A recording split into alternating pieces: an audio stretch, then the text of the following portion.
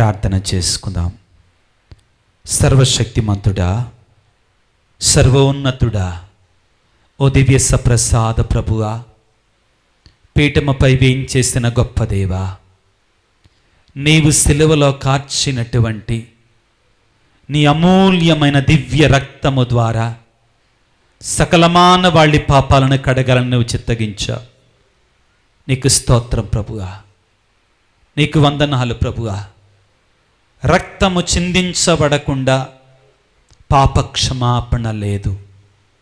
అవును తండ్రి, నీ దివ్య రక్తముతో, నీ మహాపరిశుద్ధ రక్తముతో సకల మానవాళిని కాపాడాలని నీ యొక్క ఆశ, కోరిక. ఈ సమయంలో ప్రభువా, అటువంటి మహాపరిశుద్ధమైనటువంటి దివ్య రక్తాన్ని గురించి ధ్యానిస్తుండగా నన్ను అభిషేకించు. నీ పరిశుద్ధాత్మ శక్తిని నా మీద కుమ్మరింపచేయి. నన్ను నీ ఆధీనములో ఉంచుకో ప్రభువా. నీ ఆత్మశక్తితో నింపు తండ్రి. నీ బిడ్డలకు నీవు బోధించాలి అని ఆశపడుతున్నటువంటి సందేశాన్ని నా నోటిని నీ బోరగా వాడుకొని నీ బిడ్డలకు తెలియచేయండి. నీ అమూల్యమైన రక్తములో ఉన్న శక్తిని మాకు ఎరుకపరచండి ప్రభువా. ఈ జూలై నెలంతా కూడా నీ పరిశుద్ధ రక్తానికి అంకితమైనటువంటిది. నీ మహాపరిశుద్ధ రక్తానికి ప్రభువా అర్పించబడినటువంటి నెల. ఎంతోమంది బిడ్డలు దీనిలో ఉన్న మహాశక్తిని గుర్తించటం లేదు తండ్రి, దీనిలో ఉన్న శక్తిని గుర్తించటం లేదు తండ్రి.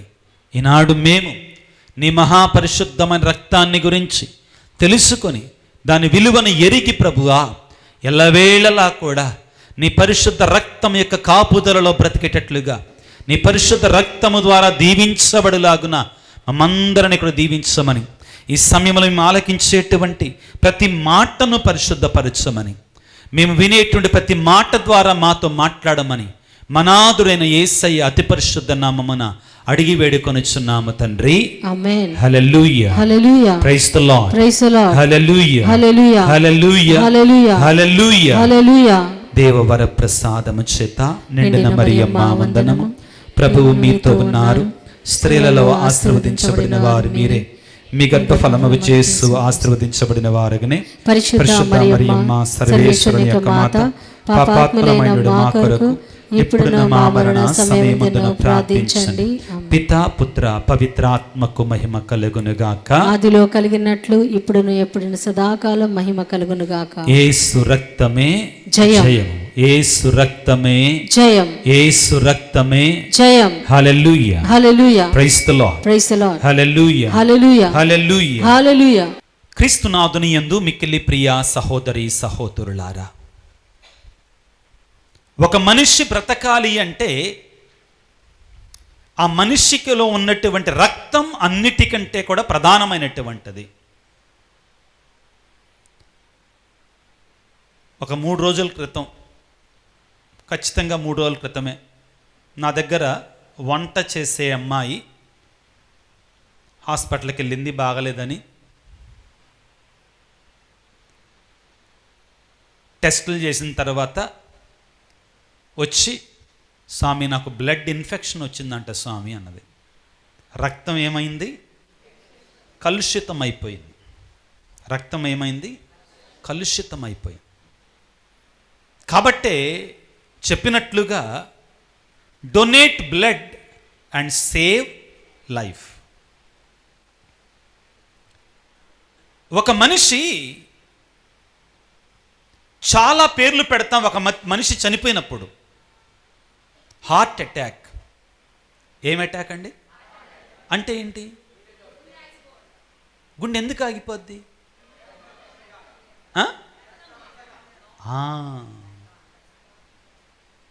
చాలాసార్లు మనకు తెలియదు ఈ విషయం. హార్ట్ అటాక్ అంటే ఏంటంటే, ఆ రక్తం అందక లేక ఆ రక్తం పంప్ చేస్తున్నటువంటి రక్తం అనేటువంటిది నాళాలలో నుంచి శరీరంలోకి వెళ్ళక బ్లాక్ అయిపోతుంది. అంటే మనిషి హార్ట్ అటాక్ అని మనం పేరు పెడతాం, కానీ మనిషి చనిపోయే దేని కారణంగా? రక్తం అందక. చాలా ముఖ్యమైనదండి. ఒక మనిషి యాక్సిడెంట్ అయి చనిపోయాడు అంటాం. ఎందుకు చనిపోతాడు?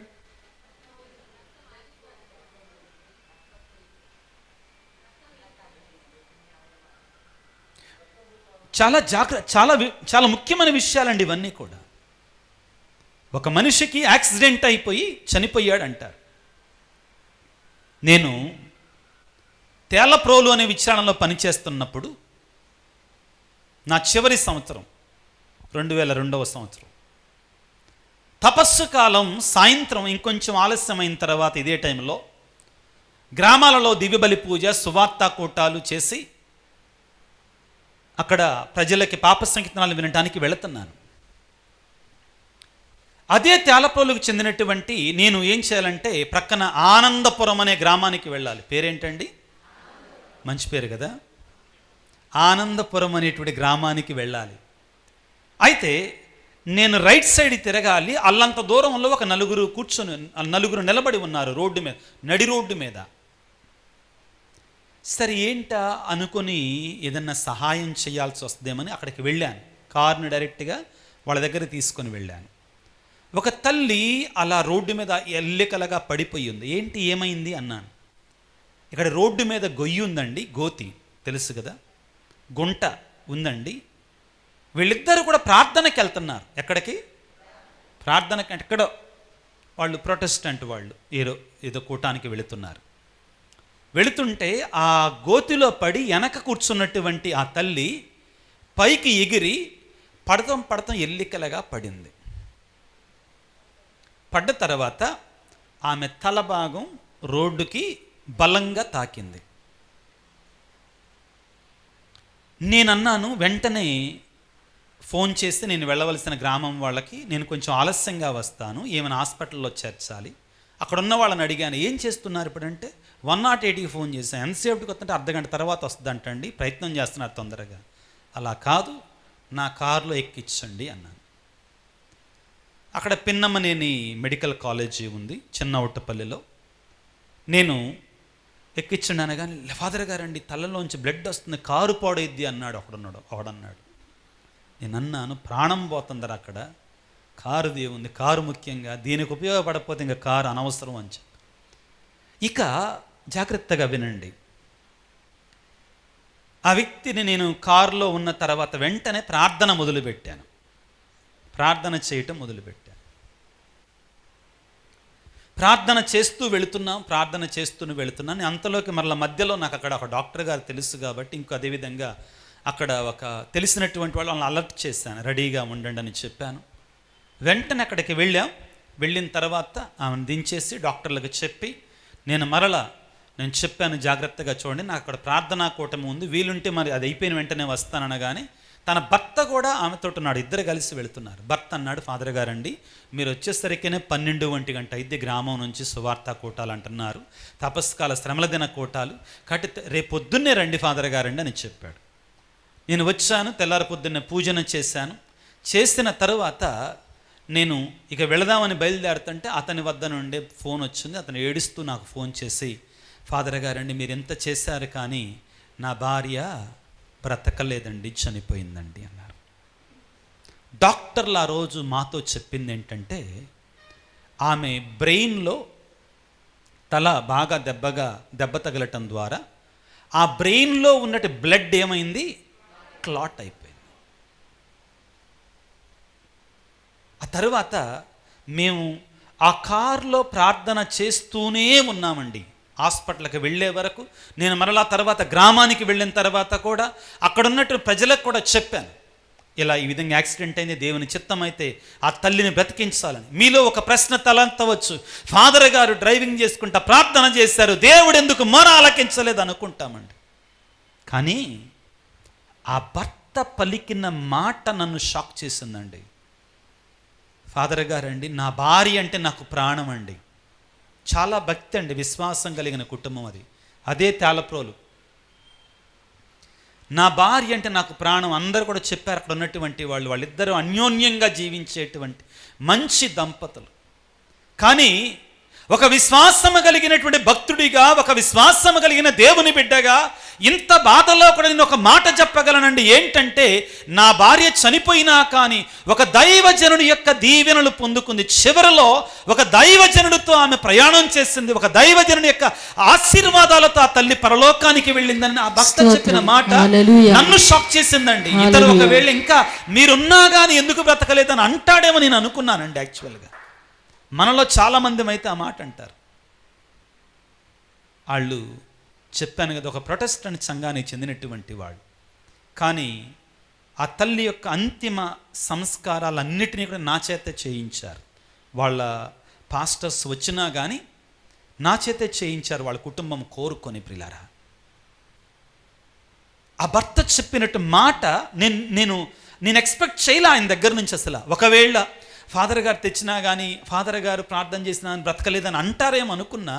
కానీ ఆయన ఇప్పుడు కూడా ఆయన పెళ్లి చేసుకోవాలి. మొన్న నేను ఒక పెళ్లి చేయడానికి వెళితే అక్కడికి అతను ప్రత్యేకంగా వచ్చి, ఫాదర్ గారిని నేను గుర్తున్నానా అని అడుగుతున్నాడు. ఎందుకు గుర్తుండవయ్యా, నీ గురించి చాలా చాట్ల సాక్ష్యం చెప్పాను. నిజమే, ఒక ప్రాణం పోవటం అనేటువంటిది ఎంతో బాధాకరమైన విషయమే.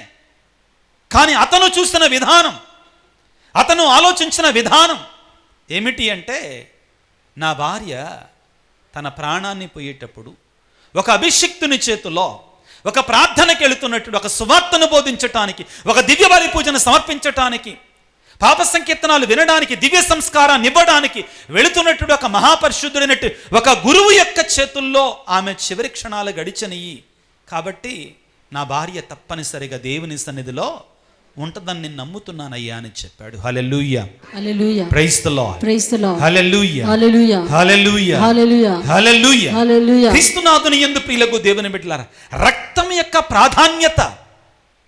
ఆశ్చర్యం ఏంటంటే ప్రియులకు దేవుని బిడ్డలారా, ఈ రక్తం యొక్క ప్రాధాన్యత ఆనాటి నుండి ఈనాటి వరకు కూడా అదే ప్రాధాన్యత ఏమాత్రం కూడా తగ్గలేదండి. అలనాడు దేవుడు పలికిన మాట లేవియ కాండములో, మనిషి యొక్క ప్రాణము జీవి యొక్క ప్రాణం అనేటువంటి తన యొక్క రక్తములో ఉంటుంది అని చెబుతూనే, పాపము క్షమించబడాలి అంటే, పాపము మన్నించబడాలి అంటే రక్తము చిందాలి. రక్తము చిందించబడకుండా పాప క్షమాపణ లేదు. ఒక మనిషి విడుదల పొందాలంటే ఏం చేయాలంటే, విడుదల పొందాలంటే, విమోచించబడాలంటే, విడుదల పొందాలంటే రక్తము చిందించబడాలి. అలనాడు ప్రియులకు దేవుని బిడ్డలారా, ఇశ్రాయేలు ప్రజలు ఐగుప్తు దాస్యములో ఉన్నప్పుడు, ఐగుప్తు బానిసత్వములో ఉన్నప్పుడు దేవుడు 10 అరిస్తాలు పంపించారు వాళ్ళకి విడుదలనివ్వడానికి. వీటన్నిటి వలన వారికి విడుదల జరగల. It is only preparation, it is only preparing. వాళ్ళని సిద్ధపరచటానికి మాత్రమే, ఫరో రాజును సిద్ధపరచటానికి మాత్రమే దేవుడు ఇశ్రాయేలు ప్రజలను ఏ విధంగా విమోచించాడు. చివరి అద్భుతం అండి. ఏమిటది? తొలుచూలి మగబిడ్డ మరణము. అక్కడ తొలుచూలు మగబిడ్డను చంపటానికి ఇక్కడ దేవుడు ఏమన్నాడంటే, నీ కుటుంబము కాపాడబడాలంటే, నీ కుటుంబం రక్షించబడాలంటే నా గొర్రె పిల్ల యొక్క రక్తము నీ ద్వార బృందాలకు ఉండాలి. రక్తము. అర్థమవుతుందా? ఆ గొర్రె పిల్ల మామూలు గొర్రె పిల్ల కాదు. దేవుని చేత ప్రత్యేకంగా ఎన్నిక చేయబడి ఇశ్రాయేలు ప్రజలను కాపాడినటువంటి గొర్రె పిల్ల యొక్క రక్తము. ఏ ద్వారబంధానికైతే, ఏ కుటుంబానికైతే ఆ ఆశీర్వదించబడినటువంటి, ఎన్నిక చేయబడినటువంటి ఆ గొర్రె పిల్ల యొక్క రక్తము రాయబడి ఉంటుందో, మరణదూత ఆ కుటుంబాన్ని కాపాడుతుంది. ఏ కుటుంబం యొక్క ద్వారబంధానికి గొర్రె పిల్ల యొక్క రక్తము ఉండదో ఆ కుటుంబం మీద పడి ఆ ఇంటిలో ఉన్న తొలుచూలు బిడ్డని చంపివేస్తుంది. దేవుడు ఏమన్నాడో తెలుసా? ఇది మీకు పాస్కా భోజనముగా ఉంటుంది. ఏంటిదండి? పాస్కా భోజనంగా ఉంటుంది. పాస్కా భోజనం. పాస్కా అంటే అర్థం ఏంటండి? దాటిపోవడం. పాస్కా అంటే అర్థం ఏంటండి చెప్పండి. ఇంకా పాస్కా అంటే దెబ్బ కొట్టడం, పెసక్ హీబ్రూ భాషలో ఏంటండి, పెసలు కాదు, పెసక్ అంటే దెబ్బ కొట్టడం. వాక్యాన్ని చదువుకుందాం. నిర్గమకాండం 11వ అధ్యాయము, నిర్గమకాండం 12వ అధ్యాయాన్ని తీసుకుందాం. 6వ వచనం నుండి చదువుకోవటానికి ప్రయత్నం చేద్దాం. నిర్గమకాండం 12వ అధ్యాయము 6వ వచనం నుండి చదువుదాం. ఈ నెలలో 14వ రోజు దాకా ఆ జంతువు మీ వద్దనే ఉండనిండు. అప్పుడు ఇశ్రాయేలుల సమాజము వారందు ప్రొద్దుకుంకిన తరువాత దానిని వధింపవలెను. అంతటా దాని నెత్తురు తీసుకొని పోయి వారు తాము మాంసమును తిని ఇళ్ల వాకిళ్లకు, 2 నిలువు కమ్ములకు, అదేవిధంగా అడ్డకమ్మి మీదను పూయవలను. చంపిన నాటి రాత్రి దాని మాంసం నిప్పులలో కాల్చి తినవలయను. నిర్గమకాండం 12వ అధ్యాయము 32వ వచనాన్ని చదువుతున్నాను. నెత్తురు పూతలు మీరున్న ఇండ్లకు గుర్తుగా ఉండును. వానిని చూచి నేను మిమ్ము ఏమీయూ చెయ్యక మీ ఇండ్లను దాటిపోయేదను. నేను ఐగుప్తు దేశమును నాశనము చేయనప్పుడు మీరు ఏ విపత్తునకు గురికారు. హల్లెలూయా, ప్రైజ్ ది లార్డ్, హల్లెలూయా, హల్లెలూయా. ప్రియులకు దేవుని బిడ్డలారా, పాత నిబంధన గ్రంథములో దేవుడు ఇశ్రాయేలు ప్రజలను విడుదల ప్రసాదించింది, విమోచించింది, వారికి రక్షణనిచ్చింది రక్తము ద్వారా. దీన్ని మనం చాలా స్పష్టంగా గుర్తుంచుకోవాలి. చాలాసార్లు మనం ఈ అంశాన్ని మరిచిపోతుంటామండి, ఈ సత్యాన్ని మరిచిపోతుంటాం. వారిని కాపాడింది, విడుదల దయచేసింది రక్తము ద్వారా. వాళ్ళని కాపాడింది దేవుడి చేత ఆశీర్వదించబడినటువంటి ఆ గొర్రె పిల్ల యొక్క రక్తం ద్వారబంధాలకు రాయబడినటువంటిది. అవును, దేవుడు తర్వాత వాళ్ళతో ఏమని చెప్తాడో తెలుసా?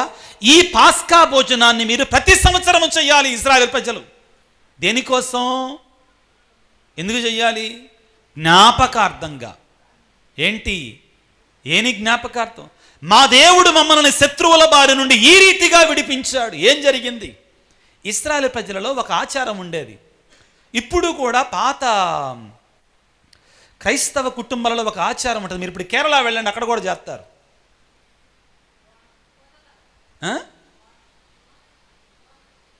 ఏంటంటే ఈస్టర్ పండగ రోజున ఇంట్లో అందరికంటే చిన్నవాడు అడుగుతాడు పెద్దవాడిని. వాళ్ళు కూడా చేస్తారు, ఈ పాస్కా లాగానే చేస్తారు. ఎందుకు ఇలా చేస్తున్నారు అంటే, అందరికంటే పెద్దవాడు ఇంట్లో వాళ్ళందరికీ కూడా ఎక్స్ప్లెయిన్ చెయ్యాలి. ఏమని? మన తండ్రులు ఐగుప్తు దేశంలో బానిసలుగా ఉండగా దేవుడు అద్భుత రీతిగా గొర్రెపిల్ల రక్తాన్ని మన ద్వారబంధాలకు రాయించి మనల్ని కాపాడాడు. ఏ ద్వారబంధాలకైతే గొర్రెపిల్ల యొక్క రక్తం లేదో ఆ కుటుంబంలో ఉన్న తొలుచూలు బిడ్డలందరినీ కూడా చంపివేశాడు. ఆ రీతిగా మనల్ని కాపాడాడు దేవుడు గొర్రెపిల్ల యొక్క రక్తము ద్వారా. హల్లెలూయా, praise the Lord, praise the Lord. అలనాడు ప్రియులకు దేవుని బిడ్డలారా, ఒక నిజమైనటువంటి గొర్రెపిల్ల యొక్క రక్తము ఇశ్రాయేలు ప్రజలను కాపాడితే, ఈనాడు దేవుని గొర్రెపిల్ల అయినటువంటి యేసయ్య రక్తము చేత నీవు నేను కూడా కాపాడబడ్డాము. ఆమేన్. ఆయన రక్తము చేత మనం శుద్ధి గావించబడ్డాము. ఆయన రక్తము చేత మనం విడుదల గావించబడ్డాము. మీరు చూడండి, చాలా జాగ్రత్తగా పరిశీలించండి. మనకున్నటువంటి యేసు ప్రభు యొక్క, జాగ్రత్తగా గమనించండి, మనం ఈ అంశాన్ని ఎక్కువగా ధ్యానం చేయమండి. మనకున్నటువంటి యేసు ప్రభు యొక్క పటాలలో, ముఖ్యమైన పటాలన్నిటిలో కూడా, స్వరూపాలన్నిటిలో కూడా ప్రభు రక్తం కారుస్తూనే కనబడతాడు.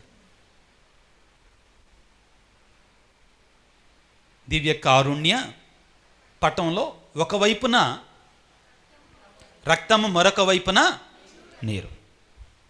ఇంకా ముఖ్యమైనటువంటి స్వరూపం ఏంటండి చెప్పండి? ఏమున్నాయి మనకి?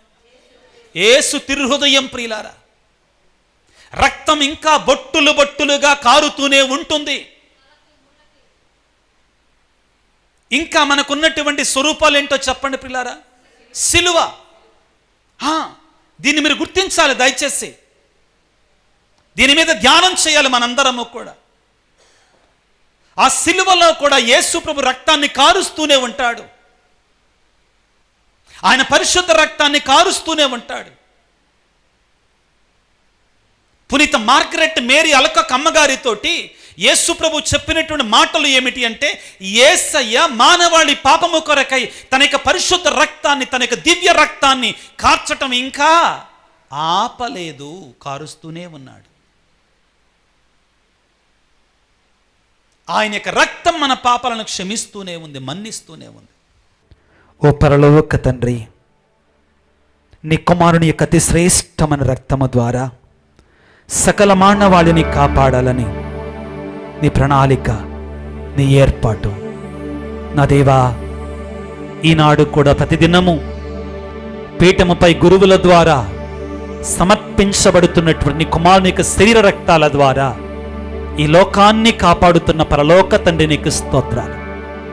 ఓ యేసురాజా, నీ మహాపరిశుద్ధ రక్తాన్ని సిలువలో చిందించి, ఈనాడు ప్రతి దివ్య బలి పూజలో కూడా చిందించి, నీ రక్తము ద్వారా సకల మానవాళి పాపాలు క్షమిస్తున్న నిజదేవా నీకు స్తోత్రాలు.